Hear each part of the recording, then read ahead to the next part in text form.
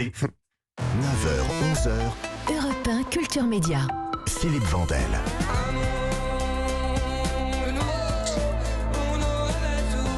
Vous avez vu cet enchaînement ? N'empêche que la série s'appelle comme ça en hommage à la chanson de Feu Chatterton, et c'est des copains, et donc je les salue en plus. Vous êtes figure planétaire de la lutte environnementale, réalisateur de ce documentaire Demain. Je dis ce documentaire parce qu'il a fait plus d'1 million d'entrées en salle, ce qui est quand même une performance. Un César, il est sorti dans plus de 30 pays. Vous êtes aussi à l'origine de la pétition L'affaire du siècle. Et votre actu, c'est Un monde nouveau. Ce sera ce soir sur Arte à 21h. Documentaire en 3 parties. Résister, s'adapter, régénérer. Je vais faire le détail un peu après. Vous dressez un constat terrible des conséquences du réchauffement climatique, accablant. D'ailleurs, parfois, vous semblez accablé. Et vous avez voulu aller plus loin que ce constat. Comment avez-vous travaillé pour ce doc ? En fait, on est parti avec Thierry Robert, donc, qui a réalisé les 3 documentaires. Moi, je les ai écrits et incarnés. D'un livre que j'ai publié en 2018 qui s'appelle Le petit manuel de résistance contemporaine, et l'idée c'était de proposer une sorte de plan le plus élaboré possible pour savoir quoi faire face au changement climatique. C'est un peu la question qu'on m'a le plus posée dans ma vie, quoi. Évidemment. Qu'est-ce qu'il faut faire ? C'est évidemment impossible d'y répondre en 2 phrases.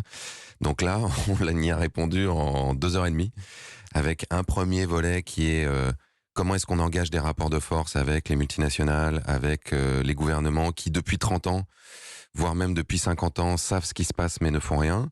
Un deuxième volet sur comment est-ce qu'on s'adapte, parce que les conséquences du changement climatique sont déjà là. On a déjà vu cet été qu'on a déjà des incendies, on a déjà des sécheresses, des inondations, des canicules.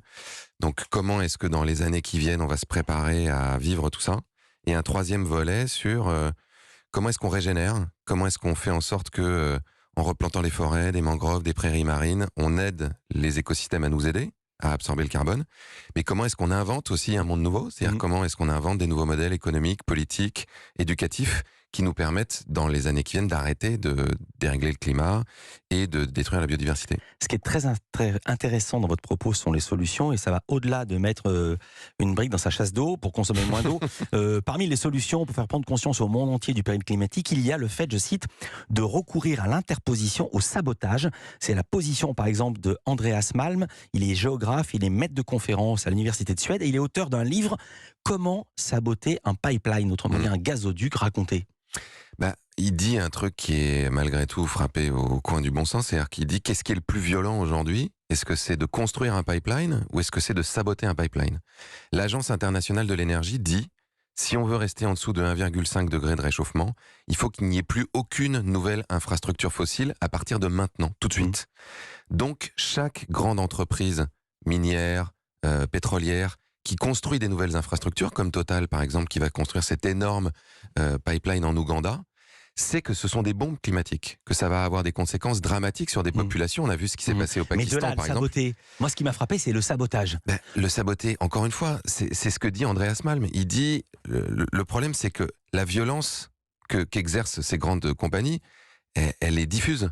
C'est-à-dire que là, Total va construire un pipeline, et dans 5 ans, dans 10 ans, il y a des gens qui vont mourir au Pakistan, il y a des gens qui vont mourir dans tout un tas de régions du monde qui seront les plus adaptées, les plus inadaptés par exemple au changement climatique. Cette violence-là, elle n'est jamais mise en lumière. Donc est-ce que ça, c'est moins violent que d'aller démonter un tuyau ? C'est pas sûr. Bonne question que je laisse en suspens. Est-ce que vous l'avez eu au téléphone depuis le tournage ? Non. Je veux dire à quoi j'ai pensé, parce qu'il doit être content. Vous avez vu qu'il y a eu 2 pipelines Nord Stream en mer Baltique qui ont été sabotés fin septembre au large du Danemark. J'imagine qu'il doit être content, oui. Absolument. Ce qui est très intéressant aussi, vous dites les limites de la stratégie du colibri. On disait chacun fait ce qu'il peut à son petit niveau, et en fait vous le dites non, ça suffit pas. Dans le 2e épisode intitulé S'adapter, aux États-Unis, vous avez rencontré des anciens patrons millionnaires de la Silicon Valley, un nouveau genre de survivaliste, il se prépare. Il y a un ancien conseiller de Barack Obama, c'est pas n'importe qui, ce sont pas des illuminés. C'est ça qui m'a vraiment passionné dans cette histoire, parce que c'est à la fois du concret, des gens extrêmement cortiqués cérébralement. Les preppers, qui sont-ils ?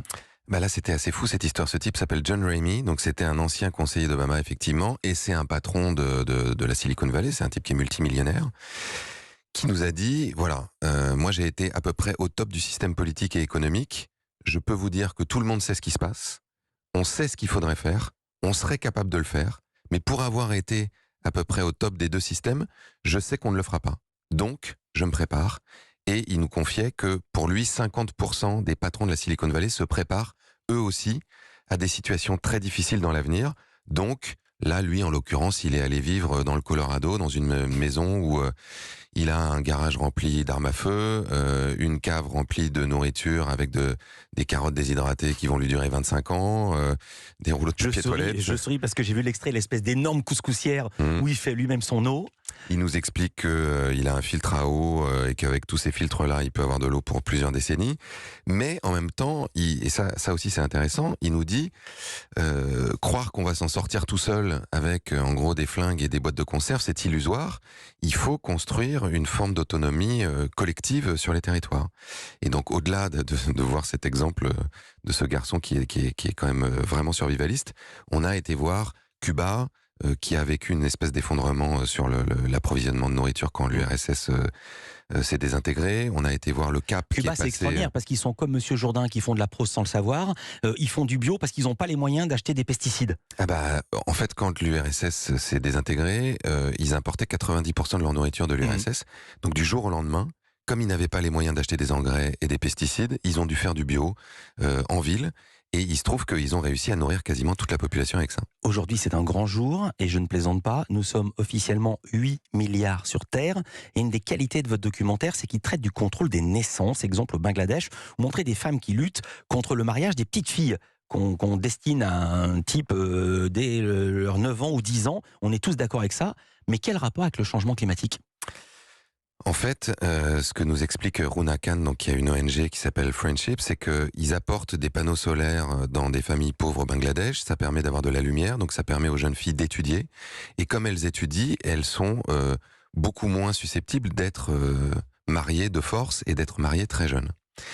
Et il y a une étude qui a été publiée dans la revue Science en 2011 qui montre que si on permet à chaque jeune femme sur la planète d'aller jusqu'au bout de ses études secondaires, il y aurait jusqu'à 900 millions de personnes en moins sur la planète en 2050.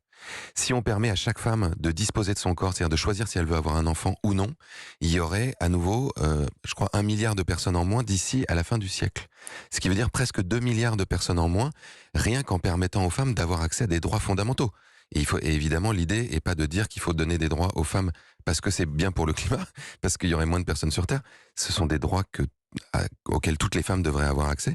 Mais il se trouve qu'en plus, ça a un impact sur la natalité, et il se trouve que plus on est nombreux et plus potentiellement on peut avoir d'impact sur les écosystèmes, ce qui n'est pas une équation fidèle, puisque un Américain aujourd'hui a une empreinte écologique 14 fois plus importante qu'un habitant du Bangladesh, donc on a besoin d'être moins nombreux et d'avoir une empreinte écologique beaucoup moins importante.